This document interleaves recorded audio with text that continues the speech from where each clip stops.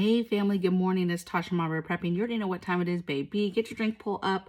Let's talk about it. So today, I get a lot of questions about my top 3 things that I tell people to start prepping first, which is water, food, meds. And after that, my next recommendation for most people is working on grid down areas. Now, there's a lot of different areas though to prepare for when we talk about grid down and preparing for no lights, no electricity, no power. It doesn't really matter how we got there, but you're preparing for essentially short-term and long-term, events that involve no power. And how do you do that? And what's really important is that you're building up these areas of concern, right? So that you're more prepared, but you're really preparing for the day that what do you do when all this stuff is gone and long term, like as if it never came back, right? What do you do? And this is really the stuff that transitions you into that. Okay, so I have, I think, 19 areas, because there's a lot and people get overwhelmed just in this area as far as what to start with, right? So I still say food, water, meds is important. So that's going to be a top here. Food is one of the 19, right? You need to be thinking about canned food. Freeze-dried food is a favorite of mine. Right now, freeze-dried meals in a jar are my thing, even more so than pressure canning. Okay, so freeze-dried, you can buy that stuff, or you can buy a freeze dryer if you're blessed enough to be able to get a freeze dryer and start freeze-drying food. But long-term is the name of the game. So any of the processes, any of the food preservation processes that allow you to preserve food and make it last the longest on your shelf, that's what you're trying to do, right? You're trying to get food, stack it, stock it, and stock it in a way that makes it last for as long as possible. There's actual foods that are forever foods that last forever, and if you keep them right and they're not compromised, they will last forever on your shelves, okay? Next thing I have is water, right? Because we're just going to get these 3 out the way. Water, super important. Need to understand water, how to get water, how to make it safe to drink, how to filter it, boil it, treat it. You've got to know how to do that. You need to research that, understand that, and know what you're doing so that you can get set up in water. And water is one of those things too where you should be thinking about, okay, water in the sense of where can I get it? What's close by? How can I stack it? What are all my options for getting water, okay? And then the third one, meds, right? Just talked about. These are my top 3. Medicines, stockpiling them, holistic options, supplements, vitamins, over-the-counter meds, your prescription meds, whatever it is, herbs, seeds, whatever. Stockpile medicinal and medicines in general across the board. And just think, a lot of people too, this is overwhelming, but I tell them, no, just think about your family. Think about all the things that happen to you and your family throughout the year. Simple things, heartburn, earaches, maybe somebody broke a bone, maybe you needed pain meds for something, maybe like whatever it was, think about those things, get those things, start with those things, get those backups. Look in your medicine cabinet now, what are the things you've already bought? Buy a backup, right? And then simply, you can watch videos, you can, get ideas from other people, but you can simply go to the aisle in a grocery store, in a whatever store, and get ideas of, oh yeah, it might be good to have some of this. Oh, it might be good to have some of this, and then stockpile that. But medicine, medicine, medicine. Okay, so now let's get into the stuff that's outside of that. Medical supplies. A lot of times we talk about meds, but medical supplies is just as important. So your bandages, your different sizes. I can't stress the different sizes of something as simple as Band-Aids, different sizes, gauze, tape, stop bleeds, all the different things that you need, medical supplies to help assist. Again, just think about at first the simple things in your family that weren't really emergencies, right? But something happened. Maybe somebody fell, had a bunch of splinters in their hand, and that was a big ordeal trying to have the right tweezers and the right gear to be able to get that out. Something as simple as magnifying glass and the right, very, very fine tipped, tweezers, simple things like that, you take for granted until something happens. You're like, man, it would have been nice to have this, would have been nice to have that. So think about the things that happen in your family and stockpile those things first. Think about elderly in your family. Think about what is going on and what makes your family unique, and then get those things and stockpile them. Okay. Next thing I have is the area of cooking. How are you going to cook with no power? Do you have an electric stove and it's just as simple as, okay, we're just going to go outside and start cooking on the barbecue. Maybe you have a gas stove and you're like, okay, we lose power, but we still have the gas stove. But eventually think long term That's good at first, but what if something has happened? What if earthquakes are happening and it's not really safe for you to keep your gas on anyway, and you need to turn the gas off? And so although that was an option, it's not an option now because, you know, you have earthquakes, you have tremors, you have stuff going on, and it's not safe to keep that gas on. Or maybe that is an option and that's how you're doing it. Maybe it's a wood stove that you're cooking on now. Maybe it's a fireplace. Maybe it's a fire pit in the backyard. Maybe it's a camp stove, right? Maybe it's a alcohol stove, a little pop-up stove, on the go, little hiking stove, right? What is it in regards to what do you need? What source do you need for cooking? And then what is the fuel source for it? Okay. That's another area I didn't even mention on here, and that's fuels, right? For example, if you're cooking, all the fuels that you need for that to be able. So for example, we have a cook stove. It takes propane and it takes butane. So we stockpile both for that specific thing. We have alcohol that we stockpile for the alcohol burners, right? So there's various things, you know, maybe you stockpiling charcoal or wood or whatever for a wood stove or a barbecue or whatever the case may be, extra cans of propane. Anytime there's a storm, you always see on the news these big lines of people waiting in line to refill their propane, right? So it's like, okay, cool, I'm gonna cook on the barbecue or in the backyard, but everybody's doing that and everybody's using the propane, and then all of a sudden you have all these long lines of people trying to get propane. So having extra propane. Now I understand if you live in certain places like an apartment, you're not able to just stockpile this stuff. So work with what works for you and what you can do in your location. Next thing I have is hygiene. This is simple, just in the area of hygiene. How are you going to take a shower? How are you going to get clean? How are you going to take a field bath? It's super, super important in a grid down situation to be able to continue to maintain hygiene, to maintain some sort of cleanliness, to be able to clean your feet, clean your lady parts, your boy part, all these parts, right? It's very, very important to be able to stay clean so that you don't get infections and you don't get sick and all this stuff that can happen from not being able to stay clean, okay? Watch videos.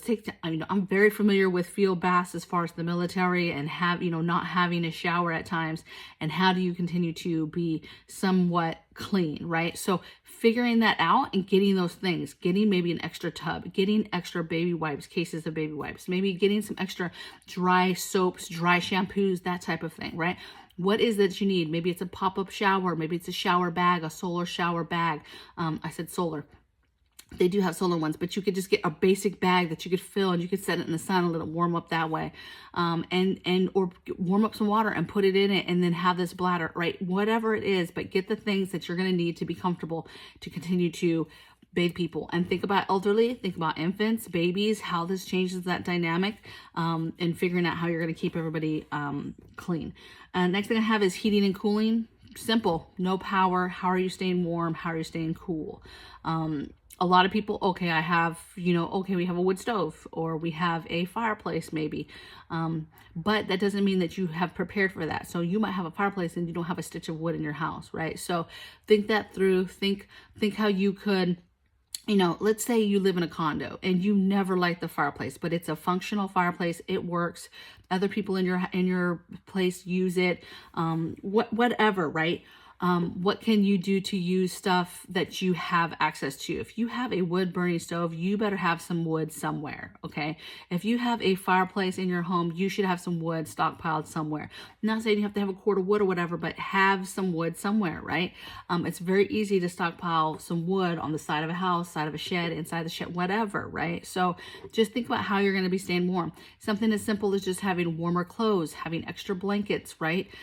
So that you can pile them up. That stuff super, super important, and it's not expensive. You can go to different like Goodwill and different places like that, garage sales, stuff like that, pick up other blankets, clean them up, and have that extra stuff. Have extra gloves, have extra warmers that you can put in your pockets. Think about the different things of how you're going to keep your house warm. How are you going to condense your family down to maybe 1 or 2 rooms so that you can conserve that heat? What is the plan? What are you guys going to do? Okay, moving on. I got a long list. Next thing is lighting. You don't necessarily need lighting, but lighting, lanterns, a ton of lanterns out there on the market, battery ones, LED ones, right, that you could just plug in if you have solar power. How are you doing that? Do you have oil lanterns? Do you have the oil and fuel for that, right? Do you have kerosene? Like, what is it that you have for lighting your home? And is it maybe Christmas lights and then they're plugged into a little solar generator? Like, what is it that you have or that you plan to do to be able to see? Solar lighting is very, very popular. You have outdoor lighting that you can bring indoors. There's just a ton of stuff that you can do. Next thing I have is comms, communication, radios, right? At a minimum, I mean, a basic minimum, you need a receiving radio that you can receive information, AM, FM radio that you can receive broadcast and information. If you can go get a ham license and a ham radio and work that and go back and forth and know how to use radio equipment, cool, that's great. But at a minimum, you need to have an AM, FM, and there's all types of stuff in the market, but they have good ones that are just, you know, you can crank it yourself. It can take batteries. You have solar. You have a ton of different, and they're not too expensive so that you have something in your house to be able to listen to what's going on out there. Not that we would be getting great information, but you never know, okay? Next thing, Fortification Security, right? How are you securing your preps? How are you securing your home? You know, when some stuff goes bad, lights go out, for example, in this case, it's just a matter of time. Maybe first couple days, things are okay. Maybe even first week, things are okay. People are kind of kumbayaing and taking care of each other and all that. But at some point, things are going to turn because people are going to turn and realize that lights aren't coming back on. They don't have stuff. How are they going to survive? And the kumbayaing goes away, right? It goes away real quick when people realize, oh, wait a minute, I can't just be sharing everything because what if this stuff doesn't come back and I need to save this stuff for my family, right? Next thing I have is livestock and pets. So do not forget your pets. Do not forget your livestock, stockpiling food, stockpiling water, stockpiling meds, stockpiling the things to all these areas for you. How do you protect them? Even something as simple as security fortification we just talked about. You know, how do you do that for your chickens, for example? How do you do that for your goats? How do you keep them safe and you don't have to worry about somebody coming on your area and just grabbing up some ducks because they're hungry, right? Or they want some eggs or whatever the case may be. How do you protect your livestock? How do you keep them safe? And how do you obviously continue to feed them? All the things that you need. You know, their life doesn't change that much with no power. Like, they're like, who cares, right? But some of this other stuff does matter to them, okay? Water, for example, you know, if you don't have a way that you are getting water for them naturally, maybe rainwater or whatever, that's going to be a problem. Just as much as it's a problem for you guys, it's a problem for all your livestock and pets. Next I have is elderly. If you have any elderly in your home, this could be infants or toddlers as well.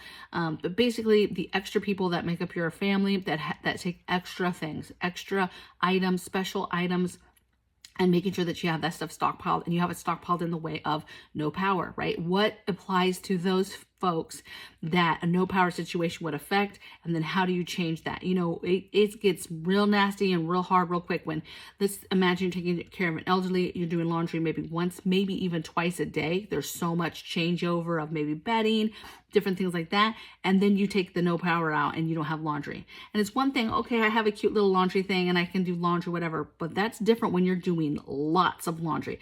In that case, you're just like, baby, we're trying to wash underwear, socks, maybe some undershirts. We're not trying to just really do a ton of laundry. But in this case, elderly items that you're needing to reuse quickly, that's a big deal. And that turns into a bigger project. And so how do you prepare for that? That's a lot. Okay. The next thing I have is power. If you're, you know, you do not need power, okay, believe it or not, but if you needed power, how are you going to do that? I'm not a fan really of loud generators. I am a fan of solar generators, but only to an extent, right? They're just a transitional item to help you transition in this craziness of all of a sudden you have power, you lived a life of power, and now all of a sudden you don't have power. And so eventually you're going to get used to not having power. But if you have a solar generator, you're able to keep maybe some emergency type items running, you know, a CPAP, a fridge for medicine, like that type of things, and oxygen, like things that are like detrimental to health, right? You need to have power to help you with certain things. And so what do you have as far as a generator to help you with the basic things? Okay. Next thing I have is bathrooms, your emergency toilets. Do not sleep on this. I've done videos on this before. This is a huge area. People do not think about it. People do not want to think about it. They think about hygiene and, oh, how will I stay clean? And they think maybe very quickly, oh, I'll just have to go outside and just go in the woods and just go in the backyard. But it's not as simple. People live in cities. People live in, you know, with no backyards or little backyards. And to just think that you're just easily mentally just going to be like, oh, I'm just going to dig a hole here and go to the bathroom. No, people are just going to be going to the bathroom anywhere, and that's bad. It's biohazardous. And So what's the plan for you and your family to be able to go to the bathroom, to continue to go to the bathroom, and to continue to go in the bathroom inside your house, not outside your house? Is there options for, like we have an option for just building an outhouse over the sewer line, over the septic, right? Septic tanks. Yes, there's other options that later down the road would happen, but there's a ton of options that we have and game plans well before we get to that point, right? How are you going to the bathroom? And this is something as simple because you could have an emergency in your bathroom at any point, right? And maybe you can call somebody emergency, but that stuff's expensive. Maybe you have to wait till the next morning, and not having something to just take you even through the night through that little bit of an emergency is crazy, right? So think it through, think about your toilets, think about your toilet system. There's a ton of options on the market out there, what you can do. I've done some basic videos of just the basic, very cheap options. But you've got to think about this area and disposing of it, everything. Okay. There's a lot that goes into just that area. Another thing, entertainment. How are you going to have fun? Are you guys going to read books? Are you guys going to play board games, card games? Like, what do you have? Maybe some puzzles. What do you have to entertain your family, right? If you are grid down, no power, you have no tablets, you have no computers, you don't have no games, you don't have no TVs, you don't have any of the normal stuff your family would be using to use and entertain themselves in the downtime. You don't have that anymore, none of it. And I don't know about you, but the minute the lights go out, the kids are like, what's going on? Okay, can we play games? Can we play? Like, they're already on the entertainment thing like immediately because they already don't have something to do, right? And so entertainment, think about this area, think about the things that you want to do, like to do in your downtime, get those things, think about it. Maybe this is a little TV, some DVDs, old DVD player, and you have a power generator, solar generator that will run the TV and the DVD, small DVD player, and you're able to watch the movies. I don't know, right? So figure it out, figure out what you're going to do, get the stuff stockpiled, and get ready for this area because it's a huge one. Next one I have is trash and hazard removal, right? This is your biohazard waste, right? Your poop and your pee. This is animals. Depending on what situation happens, are we even able to go outside where we're able to just dispose of stuff? But this goes beyond that. That goes beyond too of how long does this last? Stuff starts piling up outside. What's safe? It just gets real nasty real fast. And so what is your guys' game plan? If you are stuck inside, what is the game plan? What is the game plan for where you're storing pee poop, where you're storing the animal droppings, right? Where you're storing all the trash. What are you doing with that stuff after you're trying to get rid of it, but you're not able to leave the house? Maybe it's a fallout situation, right? So figure out what you're going to do both for an inside and an outside scenario as far as what you're allowed to do and able to do, right? So you have a game plan. You don't freak out the minute you're like, we can't even go outside. And that wasn't, I had a plan for that. I was going to use the shed maybe to just hold trash, right? And then that goes out the window because you need to stay inside, okay? Because of a looming threat. Who knows, okay? Next thing I have is cleaning and laundry. Talked a little bit about laundry. Lots of different things that you can get for laundry. There's little laundry machines that you can use that are... you need power, but a solar generator will run them. I have a little hand one that I like. Like I said, I'm not trying to do a ton of laundry anyway during the situation. Just enough, right? But I have a cute little thing that I really enjoy and like and gets the job done. Do you have a clothing line? Like what have you done to kind of prepare? So we moved into this house and there's a huge clothing line set up, right? Huge pole, huge, dolly system, like huge system and place already. So thankful because the thing is like, okay, does something happen and all of a sudden you're trying to do laundry, hang laundry? Okay, I'm going to get some rope or some string. Okay, let me think where I want to string it to. Okay, I'm going to string it there and there. And then you hook it up. But that takes time, takes effort, takes energy that you could be putting somewhere else. And if you've already done that, thought about it, thought it through, have it up, then you do not have to worry about it later. Okay. So get ahead by doing some of those projects that might be things you don't use all the time, but will be super beneficial and already done. And you do not have to worry about it later.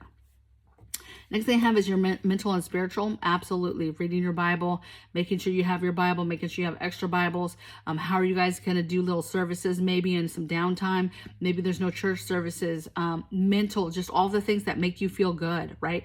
what makes you feel good, and how are you going to be able to continue to do it, right? So that you can use that to build upon and stay in a good mindset, because the mental game of everybody during the situation is key, especially the longer that a situation or an event goes on, okay?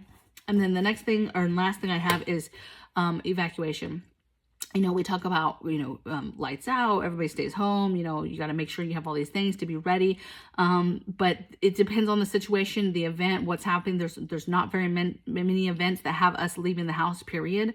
But maybe there's something that happens, and then all of a sudden this becomes, okay, we had no power, we were dealing with it, and then all of a sudden it becomes into, you have to have an evacuation, you need to leave. And so you need to be thinking about, how do you move your family? How do you move livestock, pets, elderly? How do you move everybody in an evacuation, and planning for that, having bags ready, having information ready, having your important documents ready, all the things needed for evacuation is ready to go. That should be a normal bag or thing you have ready anyway in your home for preparedness, or even kept in your car, doesn't matter. But I put it on this list because we assume that, okay, lights out, we will always be at home, but maybe we are not, okay? And so maybe it's a point of that you have an evacuation bag, and you think of that bag as if there's no power and you actually had to get in your car and leave.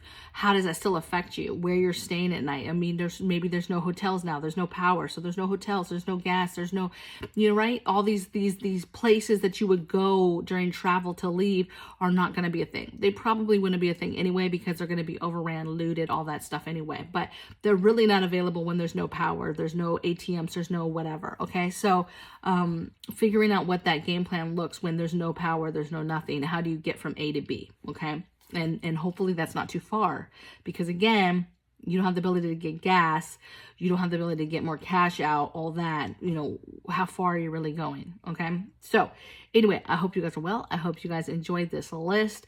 For those of you that have been watching me a while, hopefully this re-energized you to look at these areas to ensure that you have all these areas locked down, and that if you do, but take a look at each of these areas and really just double check that you have everything that you wanted or needed in these areas. A lot of times, I keep thinking I have a hair, you guys. A lot of times we think about these areas, we stockpile these areas, then time goes by, time goes on, we work on something else, we do something else, time goes on. And then we forget that certain items we never got, or we didn't finish certain projects, or we didn't, get certain things that we wanted to get to go into these areas, and then they're lacking and they have holes, okay? And then you're looking at your inventory, you're looking for holes, but if it's something that you never had in the first place, you can identify a hole possibly. You're just like, okay, it looks like I'm good, and there was something that you needed for these specific areas anyway. So go through them, see what you can do, and I'll see you guys on the next video. Take care. Bye.